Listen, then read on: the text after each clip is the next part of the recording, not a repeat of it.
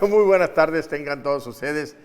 Este es su programa Aprendamos Economía y aquí estamos transmitiendo desde el canal 35 en TV UJAT y en Radio UJAT, la voz universitaria en el 107.3 de FM. Y tenemos un teléfono en el estudio, el 358-1596, para recibir sus mensajes, sus llamadas, lo que ustedes quieran dirigirse aquí en este canal. Saludamos a quien nos ve y nos oye aquí en este canal y sobre todo a usted que nos hace el favor de sintonizar su canal y escuchar el radio, en Radio La Voz Universitaria. Este programa Aprendamos Economía. Este es un programa de la División de Ciencias Económico-Administrativas y del Centro de Comunicación de la UJAT. Bueno, nosotros tenemos un tema muy interesante que tiene que ver con el final del curso del año prácticamente. Hablamos precisamente de este tercer trimestre del año, que se ha dicho mucho de él y de lo que va avanzando en la economía hasta cerrar en el mes de diciembre, que ya está próximo, ¿verdad, maestro Bolívar? Ya, pues ya estamos a finales casi del mes. Próximamente viene diciembre, ya huele a Navidad y algo así. Efectivamente son un tema muy importante de actualidad y que va a dar mucha polémica el día de hoy. Muy bien. Bueno, como todos los martes, agradeciendo al público que nos sigue por televisión y por radio, en este espacio, haciendo un esfuerzo en la División de Ciencias Económicas Administrativas por analizar este aspecto tan interesante y tan complicado que son las ciencias económicas. Hoy no va a ser la excepción, vamos a tratar un tema. Fíjate que quiero comentar importante. esto antes que comencemos el programa. El lunes empezó la semana de economía con los alumnos ahí de la licenciatura aquí en la DACEA. Y tuve un personaje importante el lunes que se inauguró la semana. Estuvo con nosotros el licenciado David Gustavo Gutiérrez Ruiz, un economista connotado aquí de Tabasco. Fíjate que me gustó el esquema porque el director del maestro Luis Manuel, que es el anfitrión de la Semana de Economía y director de la división, hizo una presentación muy diferente a lo común, sin las mesas que se ponen, sino una salita, una sala bien formal, bien hecho. Innovación, exacto. Totalmente, la verdad que estuvo muy a gusto. Y este personaje, el licenciado David Gustavo Gutiérrez Ruiz, ahí se aventó más de una hora, man, platicando muchísimas cosas de 2 horas.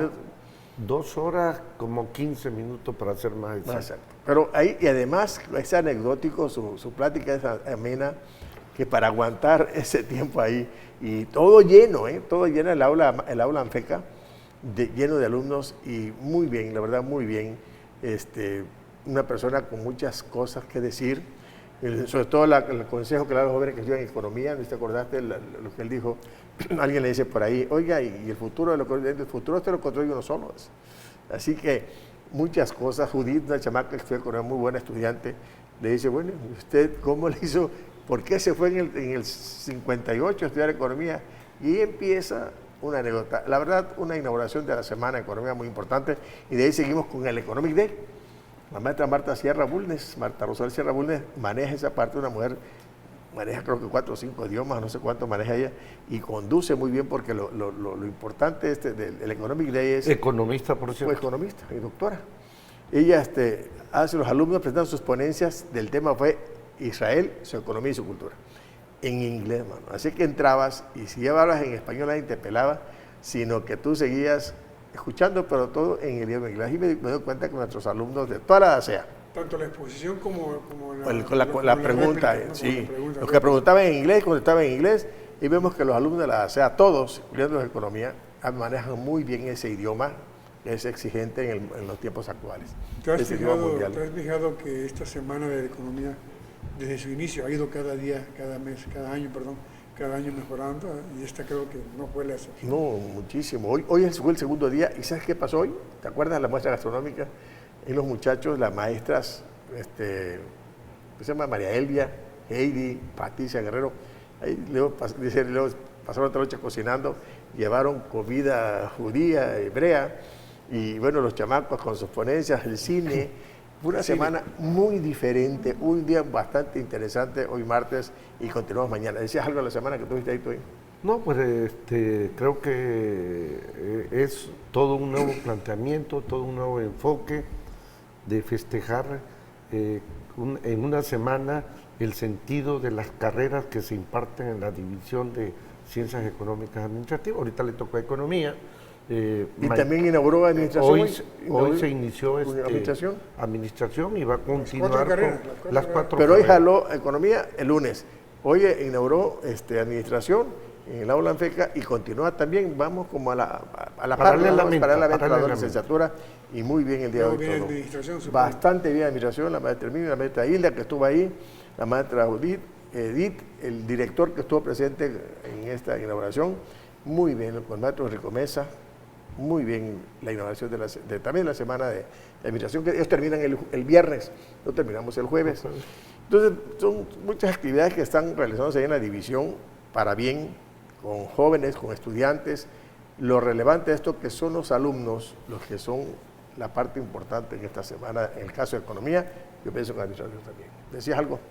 Netamente son los alumnos los que manipulan, los que manejan este evento, sencillamente asesorados por los profesores. Pero son ellos. Bueno. Y tiene una cosa, es poquísimo lo que tú haces por ellos, porque ellos tienen, ahí te das cuenta lo que tú como profesor haces con estos jóvenes.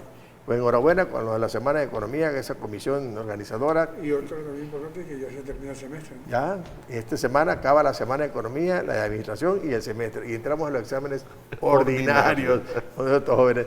Pues felicidades a los jóvenes de la Liceo de Economía con la Semana de Economía y esa comisión que está pendiente. También felicidades a los jóvenes de la Licenciatura en Administración y su Semana de Administración que también están pendientes ahí en eso. Ahí vamos parejitos los dos trabajando.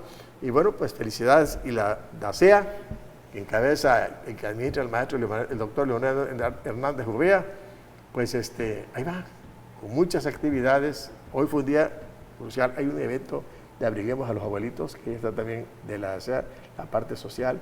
Y me gustó el programa porque estos jóvenes de ahí de la división están juntando cobertores y se van a las zonas marginadas de Tacotalpa, que es el municipio más pobre, algunas zonas que están pegadas a Tacotalpa con Teapa, que lo van a ir a Tenosique. Entonces, ese programa se me hizo importante, lo encabezan estos muchachos ahí de la SEA, la maestra Lucía está al frente de todo eso, y por ahí va este tema. Muy, muy buena su iniciativa de abrigar a un viejito, cuando llegamos a determinada edad, todo nos da frío, y más el frío nuestro que es húmedo, en este invierno del Tabasco. Y ese programa el año pasado los acompañé y vieras con qué alegría esos ancianitos que no tienen nada que ponerse encima reciben un cobertor de los que llevamos ahí. Sí. Hay una extrema pobreza en Tacotalpa, sobre todo. Tacotalpa. Pues ahí va la DACEA, muchísimas cosas están haciendo ahí. Y bueno, seguimos trabajando, no se acaba. Seguimos con la actividad dinámica en esta división. Sí. Pues felicidades al maestro Luis Manuel que está también encabezando esto y animando la actividad en la DACEA. Entramos de lleno al programa. ¿Qué les parece? Hablemos de este tercer trimestre del año. Mucho se dice de él. Habla de recesión, habla de paro, habla de muchísimas cosas los medios de comunicación. Pero cuando una economía entra en paro, entra en recesión, entra en depresión, definitivamente estuviera esto sin caminar. Pues aquí vamos a revisar este tercer trimestre del año que pienso que va a dar para muchas cosas, vamos a comentar. Por ejemplo, hablaremos del comportamiento de este trimestre del año. El tercero, que es el que tenemos información, la informalidad, que tiene que ver muchísimo para que esto no se mueva, no se pare, mantiene dinámica la economía porque produce y consume, la continua actividad de la economía que se ve, y las causas de la dinámica de la economía en su conjunto de este país y de este estado. Se dice mucho y bueno, por ahí va la plática. Obviamente, yo quiero comentar 2 o 3 cosas. Se dice que el intervalo de crecimiento de 2019 que plantean muchos de los organismos mundiales está entre el 1.8 y el 2.2%. Esa es la dinámica que traen ellos. El Producto Interno Bruto, que es el instrumento que mide el comportamiento de la economía, en este trimestre del año, en el tercer trimestre del año, comentábamos nosotros que es el 0.9%. Eso creció, lo que midieron ellos. ¿Y qué miden? La información que les llega, la que tienen a la mano, la que le envían todas las organizaciones empresariales y la que captan ellos de manera, no sé de qué forma, y con eso alimentan sus datos del PIB. Pero, como dice el presidente, yo tengo otros datos, la economía del país está dinámica. La gente consume, la gente compra, la gente participa. No podemos negar los programas sociales que hay, que generan ingresos en las personas y que propician el consumo. Entonces, por ahí vemos nosotros una economía realmente quebrada o deprimida. Obviamente se vería otro esquema. Obviamente, estas previsiones que maneja el Banco de México, decía algunas personas, de que se están haciendo con el crecimiento final de la economía para diciembre, que tenemos datos en enero, obviamente tienen que ver porque son unas finanzas públicas sostenibles, un marco macroeconómico fuerte, es decir, todas las cosas que saben de esos indicadores, y obviamente las políticas que se van a generar y que se están generando tienen un sentido, propiciar la inversión pública, tanto pública como privada, nacional y extranjera. Por ahí va el comentario de esta plática, ¿te parece, Bolívar, que empecemos por el lado tuyo? Pues efectivamente estoy de acuerdo contigo hasta al principio, ¿no? Es decir, yo no puedo entender que con los programas sociales ya vamos a salir. Se requiere forzosamente de la inversión, la que tú estás hablando. Inversión pública, ¿no? Inversión privada y la extranjera. No se ha dado esta parte, y se ha quedado con la primera parte. Ahora, el indicador que nos llama la atención acá es y preguntarnos qué es lo que mide entonces el PIB. Podríamos preguntarnos, la economía ya no es como la de antes, la forma de producción ya tampoco es como la de antes. Es decir, se tiende a producir hacia servicios y habrán situaciones que no se pueden registrar, porque son todas las actividades que registran, ¿no? Y registra precisamente la suma monetaria de esas actividades y de demanda final, de manera que no se repitan, no se puedan duplicar. Entonces, pues queda eso, ¿no? Bueno, es que dicen, no, el 0.1, pero dicen, pero el sector agropecuario sí creció 3.5. Entonces, por eso, pero al final de cuentas, este tema del PIB lo comentamos regresando del corte, ¿te parece? Regresamos.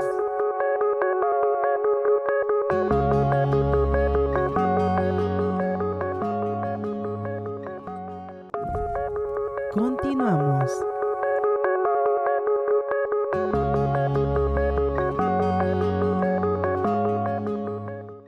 Bueno, seguimos platicando este tema del tercer trimestre del año que nos llama mucho la atención porque dice no crece, recesivo, uno dice que creció el 0.1, otro el 0.9, al fin todo el mundo da datos diferentes.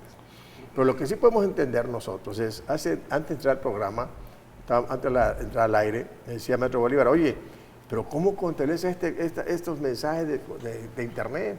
O te digo, las llamadas telefónicas.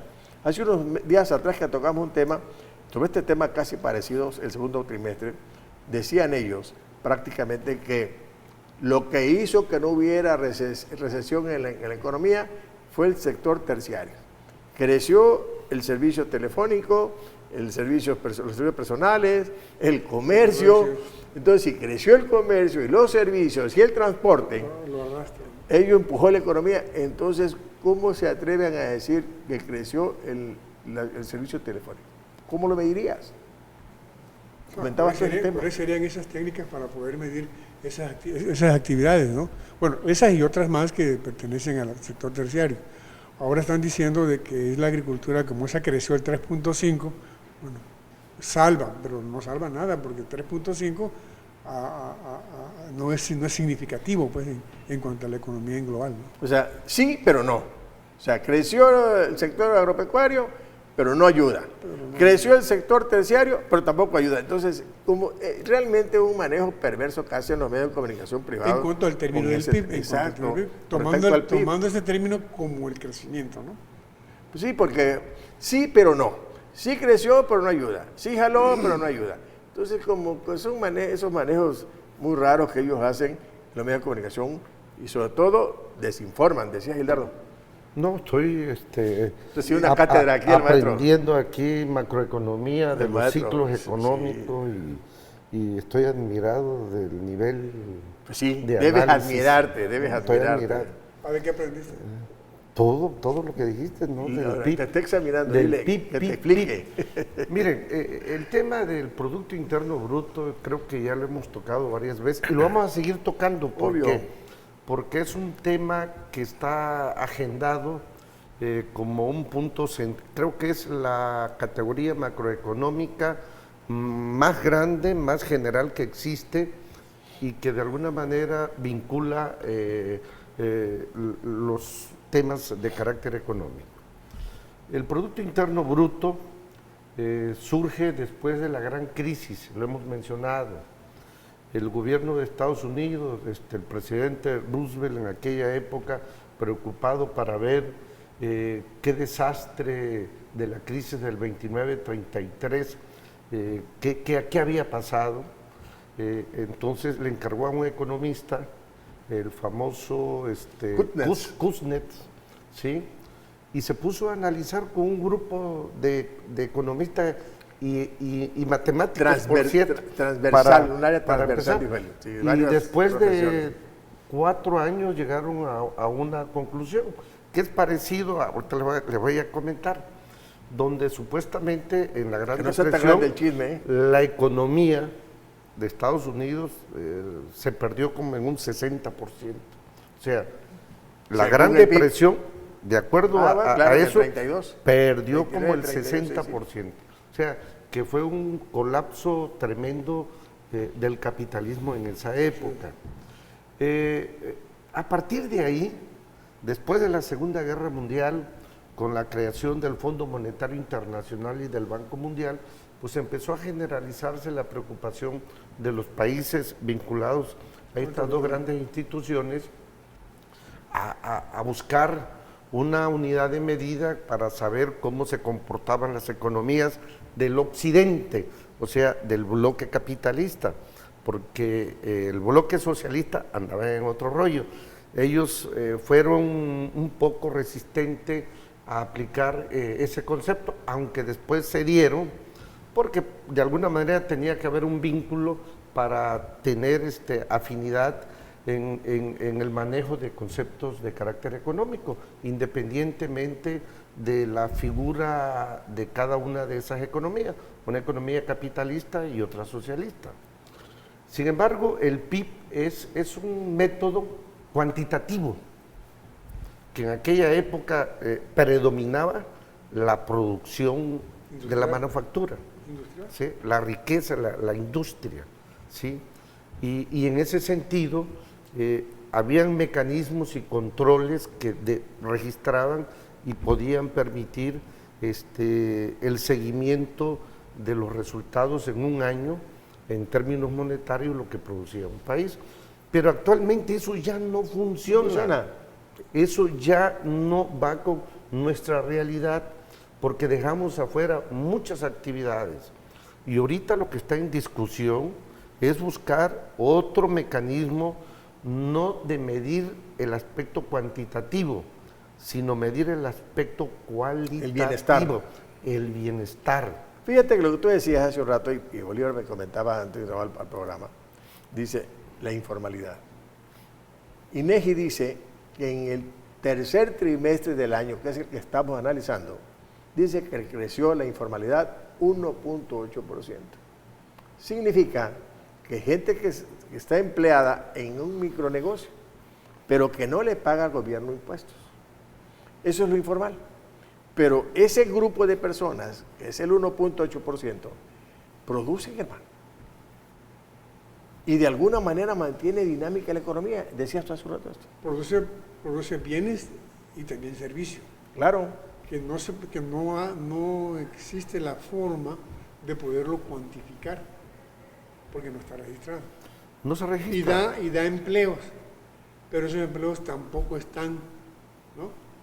Entonces, sin embargo, esa producción de bienes y servicios, o sea, sale a la venta. Por ejemplo. Pero ahí se hace complejo ese famoso sistema de poder contabilizar, de registrar todo en una unidad monetaria. Claro. Ya. Y con esto lo que hago comparativos para ver si creció la economía, y eso ya no es así. Estos tipos. Entonces a lo mejor habrán otros indicadores que no sea tanto el crecimiento, sino más bien la parte cualitativa, que es lo más ¿Cómo importante. mides el servicio de taxi? El taxi no le paga al gobierno impuestos. No está registrado. ¿Cómo lo mides? Una cuota. No, mira. Ese es otro tipo el de narcotráfico. Esa es Mira, otra cosa. pero digo, lavado de dinero. no, por ejemplo. el transporte urbano. Pero sí. ¿cómo pero Vete- al taxi no lo registra? Vete, es más, esto lo estamos haciendo ya como un ejercicio, ahí en una materia. Vete a un hospital de los que hay aquí en Villahermosa. Y la venta de... No. Y ve preguntándole a cuánto pagó de la consulta, Ajá. de 800 a 1,000 pesos. ¿Cómo lo pagó? ¿En efectivo o con tarjeta? Normalmente pagan en efectivo, no dan factura. Así es. Y eso, hay doctores que están así, que tienen al día 20, 30, Se baja la 40, mano, consultas. se baja la mano. 50 consultas. Y eso no se registra en un hospital. Pero a un doctor de eso le dicen que es su contabilidad. Ok, pero olvido por repetirte. El taxi, pero no el lleva taxi amarillo, contabilidad porque no da por factura. eso, el taxi Claro, claro. amarillo, el taxi que te recoge, o blanco o rosa en tu casa, ¿cómo, Que es por aplicación, cómo lo por la mide mano. el PIB? Y ese está generando un servicio y está ganando una lana. Ese informe no le paga al gobierno. Yo no sé cómo se manejan esas agrupaciones, pero Y ahí pudiera, no. ahí pudiera ser también una parte de corrupción, porque esa cuota, ¿a dónde va? ¿a dónde va? Y no hay una manera Pero va entre de- los socios, pero se no hace pagan al gobierno. Es que esto lo hace informal. O sea, Por el eso lo hace taxista, informal. ¿Qué hace el taxista? Tengo la placa porque tengo antigüedad. No la trabaja él, se la da a un trabajador, pero no tiene un solo carro, tiene una Pero eso no lo declara. una flotilla. Una flotilla, ¿no? Entonces, No paga impuestos. por impuesto, o sea, y el chofer no recibe un salario. Claro. Él va a una cuota, tú vas a hacer una cuota, me das tanto, lleno de gasolina. ¿Cuántas actividades se paga a la mano que no haya de por medio una factura? Porque la factura te evita el registro. El caso de un animal que compras y vendes. Por eso, En la casa mucha gente maneja dinero líquido, no tiene registro en el banco. Son los que decían, tengo otro dato. ¿Por qué? Porque fíjate que mide el PIB. Lo poquito que dan a conocer los empresarios que supuestamente pagan impuestos, porque no declaran todo. no, tampoco. Y eso ni dicen todo lo que ellos producen, porque también se quedan con una parte. Meten mucho costo. Pudiera ser que a lo mejor en un inicio la producción no estaba tan diversificada como ahora, ¿no? Es decir, ahora los servicios tienen más influencia con respecto a los bienes, ¿no? Y ya te hace complicado el Yo registro, creo, pues. yo creo que lo que El registro. Yo creo que lo que debemos los economistas, si todavía nos consideramos como parte de este proceso, es poner a discusión si realmente este concepto va acorde con la realidad económica que se está presentando. ¿Qué cosa es más importante? ¿El producto así por sí mismo o el beneficio que tiene a su población? Porque tú puedes ver un país chiquito como Suiza y lo comparas con otro país como Portugal, donde el PIB es mayor, no significa Que el bienestar se traslade. que la gente de Portugal vive mejor ¿Que Suiza? Que Suiza. O que nosotros. o que nosotros. Entonces, yo creo que tenemos que replantearnos eso. El PIB yo siento que es un concepto macroeconómico que sirvió para un momento histórico del desarrollo de la economía capitalista y ahorita hay algunos planteamientos.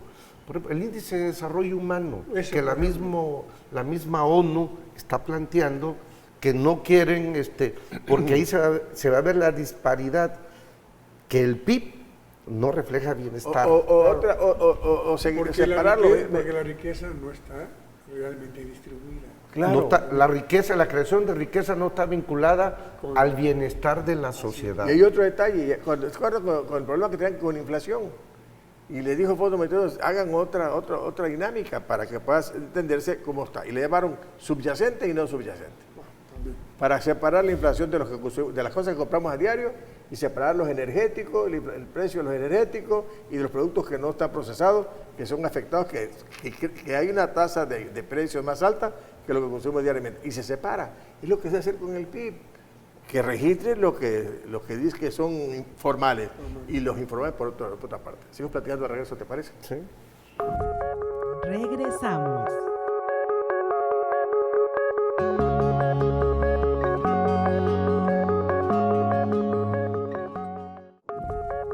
Continuamos.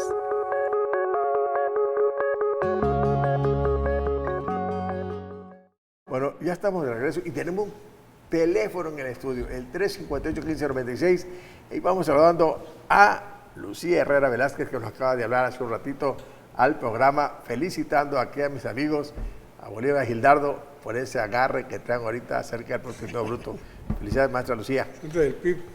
Muy bien, hablamos, fíjate, un punto que me gustaría comentar. También los maestros de la DACEA. Los maestros de la DACEA. Allí en la sala estaban hablando del PIB. Bueno, los maestros también se entran en esta dinámica. Nuestro querido maestro de la DACEA. El maestro Albino. El maestro Albino. ¿Albino qué otro fue? Albino, yo decía, maestro, ¿y cómo se llama cuando 3 veces sale negativo el PIB? Recesiones, de hecho. Oiga, pues decía por ahí, mira, ¿por qué decir que no está la economía paralizada? Hay un dato, por ejemplo, 7 de cada 10 mexicanos tienen una tarjeta de crédito en México. De crédito. 7 de cada 10. Tarjeta de crédito, no débito. 100 millones de tarjetas de crédito circulan por todo el país. 100 millones de tarjetas. Hay gente que tiene hasta 10, 12 o 20, por ahí algunos que cargan sus tarjetas, en su cartera, hasta 10, 12 tarjetas. Por eso 100 millones de tarjetas andan girando. Y que las presumen que las tienen. Y que las presumen. Sí. Bueno, fíjate, 26.9, o sea, 27 millones de personas tienen tarjeta de crédito, más del 34%. ¿De la población? De la población. Luego, 37.3 millones de personas, o sea, el 43% de la población, tienen una tarjeta de débito.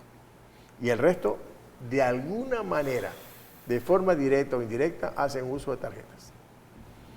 Estas personas, fíjate nada más, el 71.3% de millones de personas, de mexicanos, tienen uso de Internet, los que compran por Internet.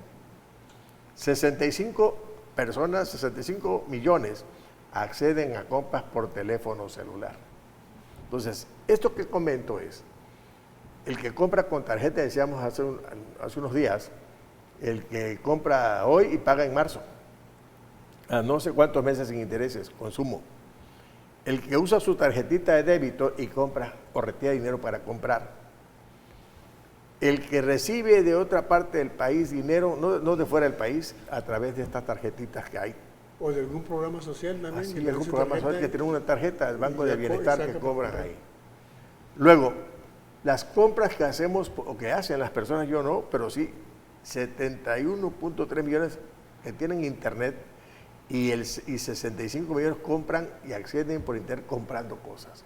¿Cómo lo mides? Sí, además te motivan, porque por ejemplo hay tarjetas de, ¿cómo le llaman esas tarjetas? Un payback, que tú compra y vas acumulando puntos, ¿no? Te orillan pues al consumo, ¿no? Mientras tú más compres, más puntos tienes. Y llega un momento que tú lo puedes cambiar. Entonces también te están motivando el consumo. Al consumo.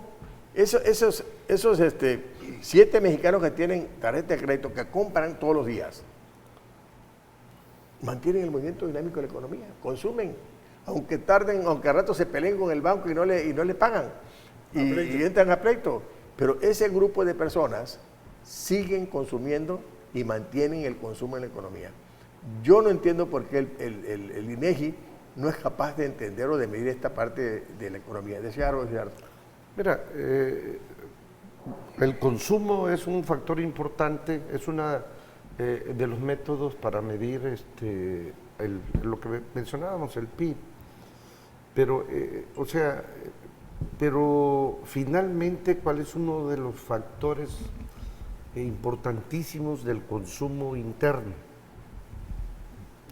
para expandir el consumo interno, que eso nos va a dar un mercado más grande, que nos va a permitir que la crisis a nivel mundial, porque hay un proceso, la economía se mueve cíclicamente. Hace rato que escuchaba yo el tema de análisis del maestro Bolívar, de y le hizo una cátedra, aunque no quiera entender, le hizo una cátedra a él. A nivel mundial hay un problema serio que inició desde el año pasado. Este año la economía mundial no crece, hay decrecimiento. Va a crecer 1.7% según el Fondo Monetario. Decrece. A nivel mundial. A nivel mundial, a nivel mundial. Entonces, esos factores externos va a afectar, por ejemplo, a un país como el nuestro, que depende de las exportaciones para el crecimiento de nuestra economía. La manufactura ha decrecido porque el consumo de la demanda que hay en Estados Unidos ha disminuido también como parte de este proceso. La manera de contrarrestar estos efectos internacionales es fortaleciendo el mercado interno. Claro. Y el mercado interno, ¿cómo lo vamos a fortalecer? Con inversión interna para producir cosas que consumamos internamente. Pero hay unos héroes que casi no se mencionan. Nuestros migrantes en Estados Unidos el año pasado enviaron 33,000 millones de dólares. Que esos 33 llega millones a la bolsa de dólares de muchas familias. De muchas familias. Incluso y compran con aquí pesos en Tabasco claro. se permea también, creo que anda como en 600 millones de dólares. No somos una entidad. Pero primero, pero llega, permea hasta nosotros. Ajá. Eso es un factor importante. El otro son los programas del gobierno. El gobierno promueve la inversión. La inversión no nada más es en infraestructura física. La inversión es también en inversión humana. Los gastos sociales es una inversión para el desarrollo humano. Y eso genera consumo. Pero a esto tiene que sumarse la iniciativa privada. Y a mí me dio mucho gusto el día de hoy escuchar a dos grupos o dos organismos empresariales que se comprometían con el presidente a invertir casi 44,000 millones de dólares. Tiene rato que están diciendo lo mismo, ¿no? Hace rato están diciendo lo mismo. En 147 proyectos que a partir de enero empiezan. A ver si es cierto. Y es infraestructura, o sea, es caminos, es aeropuerto, o sea, no es inversión para exportar. No. Es inversión para consolidar el mercado interno, la infraestructura interna. Eso nos fortalece. Y yo creo que el próximo año van a haber Esperemos otras que así sea, condiciones. ¿no? Porque esa cantaleta la traen desde el año pasado.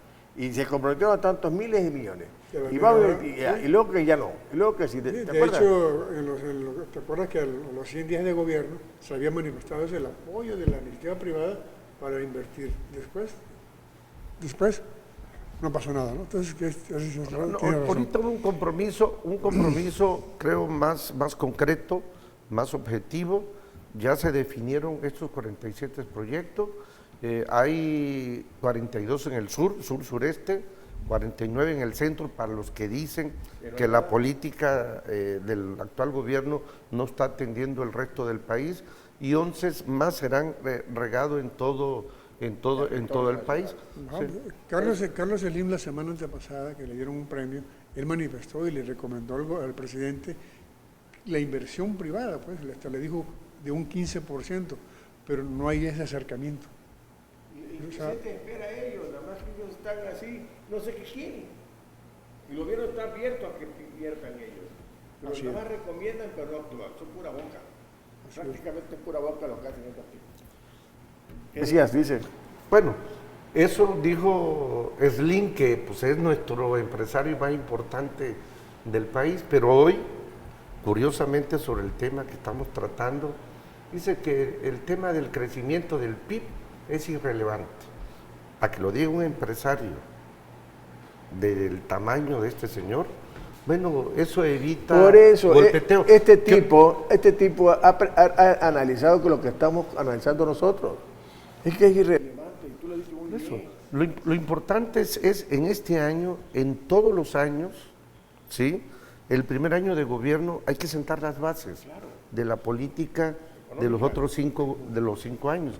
Bueno, lo que ha hecho el gobierno es exactamente, lo reconoce estos grupos de empresarios, es sentar estas bases y por eso están definiendo, pero además van a hacerle seguimiento a estos 47 proyectos, de 1.600 que detectaron. Entonces, ese es un buen inicio. Por eso, lo que decíamos aquí, hablar del PIB es que había que cuestionar y lo seguiremos cuestionando. Lo que sí no podemos entender nosotros es que digan que entra en recesión cuando estoy hablando de 100 millones de tarjetas que siguen usándose. De 7 de cada 10 mexicanos usando tarjetas de crédito que compran. O el que tiene la tarjetita de débito llega a tu quincena y que lo usas para comprar. Esos 65 millones de personas que acceden por su teléfono celular y compran en esos espacios. No sé si eso lo mide el INEGI o qué está pasando, ¿no? O filtra información para denostar la parte del crecimiento de la economía y dar un poco una cortina de humo, que al final de cuentas, gente como nosotros, analistas que no están en esa línea, empiezan a ventilar de que el PIB, cuidado, y lo dijo, tú lo acabas de decir, que dijo Carlos Slim, ese tema del PIB, que hay que tener mucho cuidado con él. Es irrelevante, que es irrelevante. El problema del PIB es irrelevante. O sea, en discusión está, por ejemplo, generar las bases concretas en el primer año de gobierno. Lo ha hecho, ha reflejado un gasto austero, no hay despilfarro, se han hecho medidas que le llaman la atención. Es que no hemos cuantificado eso, quizás, Gildardo. O sea, pensamos que con esto ya salimos. No, son las bases que apenas se están sentando, porque nosotros analizamos 3 años atrás, 3 sexenios atrás, y ninguno había despegado. Y además dejan una bolsa vacía. El gobierno que está haciendo, agenciarse recursos financieros para poder invertir. Esos ahorros que están haciendo. El primer año ya vamos a estar como también, ¿no? No, tampoco, ¿no? Bueno, miren. Esos ahorros que se hablan, es que la bolsita que está inflando para poder invertir el próximo año, decías. Un periódico nacional sacó los resultados de una encuesta de cómo veía en términos económicos la población. Curiosamente, la población dice que están en términos económicos mejor que el año pasado. Claro. Entonces, ahí se refleja el impacto que está generando la política de gasto social. Claro, pero una gran parte de la población. Pero además otra encuesta sale para valorar el nivel de popularidad del presidente y resulta que es en su primer año, independientemente de todo eso, que es el mejor evaluado. Claro, porque no tenía dinero en ese momento. Sigo platicando al regreso, ¿te parece? Regresamos.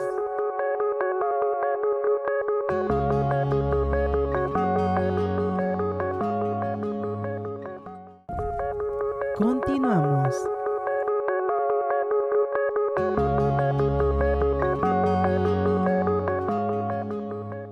Seguimos platicando este tema del cómo se ha comportado el tercer trimestre de la economía aquí en el país. Y bueno, les saludamos a ustedes que nos están sintonizando y tenemos un teléfono aquí en el estudio, el 358-1596, para que nos llamen y reciban sus mensajes y sus salutaciones y sugerencias de temas aquí con nosotros. Este grupo de amigos y especialistas de estos temas los podemos tocar aquí. Y bueno, vamos aquí, si va manejando en sus coches, sintonice, ¿no? El 107.3 de FM, La Voz Universitaria, que también es una de las emisoras más importantes. ¿Y sabías tú que ya se acerca el tercer aniversario de Canal 35? Ya el próximo mes de enero estamos celebrando un añito más de vida, el 6 de enero de este canal que vino para quedarse. Y además hay algo importante, es una alternativa de televisión. Puedes verlo con muchos programas variados. Y el día 6 vamos a ver este tema. Muy interesante lo que presenta nuestro canal 35 de TV Ojat. Bueno, estamos platicando estos temas acerca del tercer trimestre del año. Y hay dos cosas que yo creo que comentemos aquí, analicemos en ya en la recta final del programa. Dicen las causas que prácticamente mantienen dinámica la economía. Encontrado por ahí algunos puntos. Por ejemplo, los créditos que se dan para comprar bienes. Todo el mundo te ofrece crédito. Pague, compre ahora, agarre ahora, ¿qué? Y pague después. Pagas el próximo año. Y te lo llevan a tu casa. Y te lo llevan por línea aérea. Los préstamos que consigues con personas, que consigues en la banca y las tarjetas que tienes por ahí.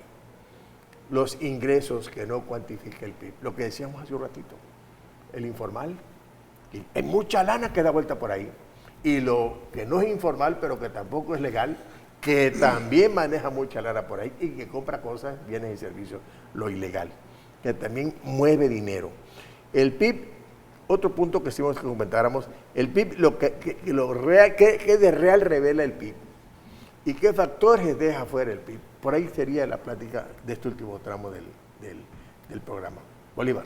Sí, con respecto al primer punto, creo que también hay una diversificación de los servicios, que hace facilitar pues el consumo. Por ejemplo, ahorita hablas de aplicaciones que tú desde tu casa bajas la aplicación y adquieres tus bienes, los llevan a tu casa, lo pagas ahí con tarjeta. O sea, creo que esa diversificación también está motivando la economía. O sea, no existían esas personas, pero ya ahora sí existen. El crédito, por ejemplo, el Instituto Automotriz, antes para que te compraras un coche, a la mecha, hasta la escritura de tu casa, tenías que dar como garantía.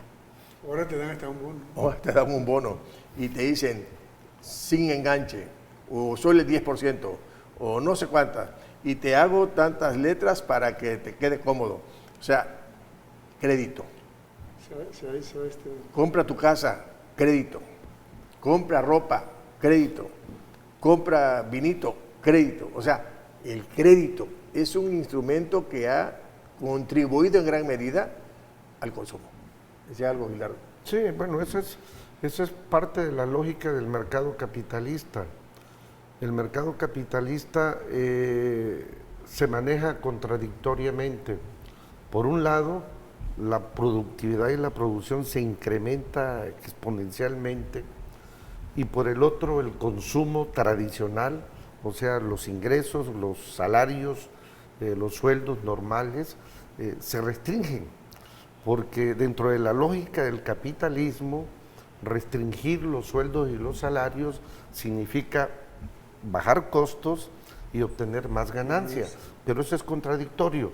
La manera en que se resuelve esto es exactamente vía el crédito.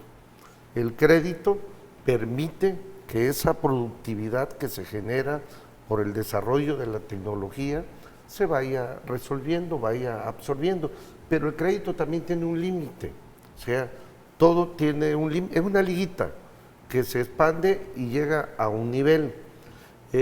Por eso el crédito es una salida, pero no resuelve la contradicción que tiene en la producción capitalista con el consumo. Yo creo que el entorno de nuestro país, el PIB de nuestro país, que insisto, es una discusión que debe de superarse, pero como todavía no se hace oficialmente, yo creo que va a estar en función de varios factores. Uno, el entorno mundial. ¿Por qué? Porque tenemos, o sea, aunque se dice que hemos roto con el esquema neoliberal, el modelo de desarrollo hacia el exterior. Y en Estados Unidos la economía mundial está en una etapa recesiva, ha disminuido. Eso se refleja en menos exportación de carros, coches, toda esa infraestructura que tenemos aquí, que es la más dinámica y que está enfocado a exportar, pues se está viendo limitada. Claro. Y eso de alguna manera se va a reflejar en menos producción. Internamente no consumimos o no tenemos la capacidad de nuestro mercado interno de absorber lo que no podamos exportar. Entonces, eso va a traer una tendencia a que bajen las empresas, su volumen de producción y se va a reflejar. Sí, hay que sumarle a eso agentes externos, ¿no? Sí. La misma contradicción que hay entre China y Estados Unidos. Sí. Esa guerra también tiene una repercusión a nivel nacional, ¿no? Así es. Un factor que nos afectó este año es, es el primer año de gobierno. Normalmente en los primeros años de gobierno se definen los programas, se definen las estrategias y es un año difícil para... De planteamientos y replanteamientos. Sí. Fíjate un Pero detalle. el próximo año yo creo que esa lentitud de inversión del gasto gubernamental se va a solventar. Y la confianza que se va generando. Pero además lo que comentábamos, ya la iniciativa privada le está entrando. O sea, ya definieron un paquete de 44 mil millones de dólares. Ya encontraron la ruta, el rumbo, cómo las cosas. Otro factor que me gustaría comentar, los préstamos. Mucha gente pide préstamo para cubrir deudas, para negocios, piden prestado a las familias, amigos, sí, pero y la banca. si pides préstamo para pagar deuda, eso no participa. Hay gente que pide prestado para un nuevo negocio, abrir una microempresa, un pequeño negocio, y eso también genera ingresos, genera producción y genera dinero para consumir. Ese es otro factor que hace que la economía funcione. El micronegocio, son muchísimos los micronegocios que hay, más que una empresa grande.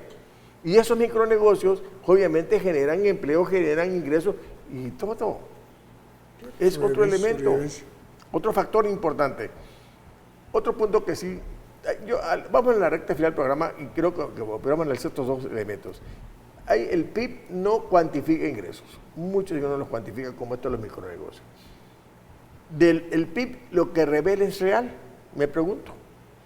¿Y qué factores dejan fuera el Producto Interno Bruto que no contempla en su interior? Por ahí va la plática y ya estamos prácticamente cerrando el programa. Bueno, a mí me surge una pregunta de inicio.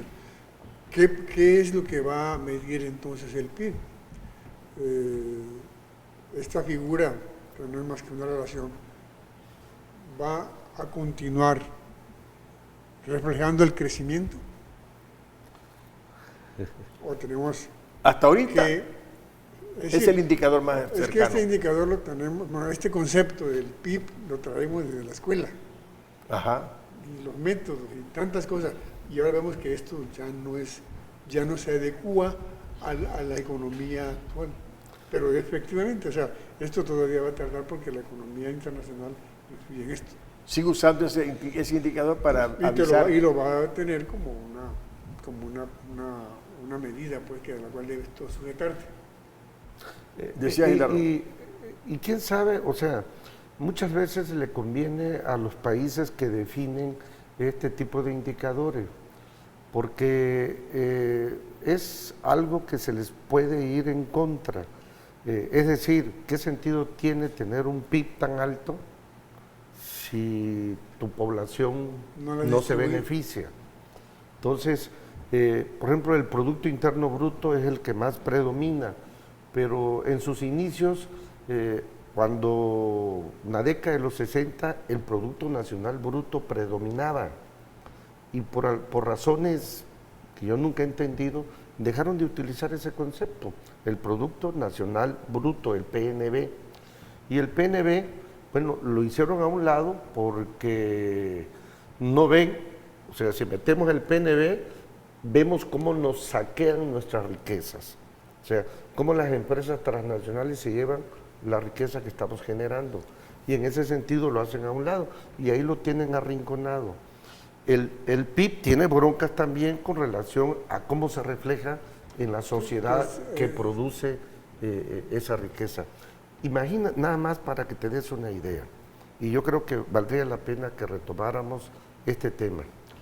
En 1982, si tú comparabas la economía de China y la de México... Era más grande la de México que la de China. La de México que la de China. 25 años después, todo cambió. ¿Cómo es posible que China en 36 años sea la segunda o primera economía a nivel mundial? Y tiene su explicación.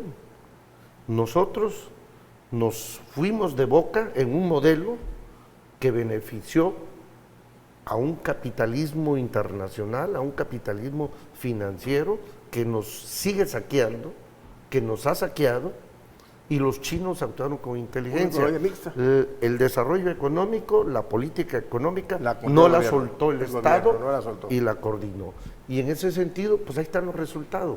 Cerramos esta parte. Yo pienso que una cosa que dejó fuera el INEGI en análisis del PIB es la economía informal, porque es mucho más grande lo que aporta la economía informal a la economía que lo que ellos se atreven a decir. Yo creo que por ahí va la parte final de este programa. 30 segundos, 15 segundos. Creo que un reto de este gobierno sería convertir esa economía informal en una economía formal. Y es lo que busca, por eso los microcréditos, para que te enganches y pagues impuestos. Sí, aparte, 15 segundos, amigo. No, yo creo que esto no se puede hacer en un sexenio. Claro. Esto es muy complicado. Yo le apuesto a que se generen bases sólidas para tener un replanteamiento de un Muy nuevo bien. modelo. Bueno, llegamos al final del programa Aprendamos Economía este día martes. Les agradecemos a ustedes que nos sintonicen y a los que hacen por este programa, que están atrás de cámara, el maestro Carlos, que está allá en el máster, Alejandro en cámara, maestra Claudia, que está productora, Gustavo, que nos apoya en el micrófono, y Fernanda en el máster. Bueno, y a usted que nos sintoniza, muchas gracias y nos vemos el próximo martes aquí en Aprendamos Economía. Hasta pronto.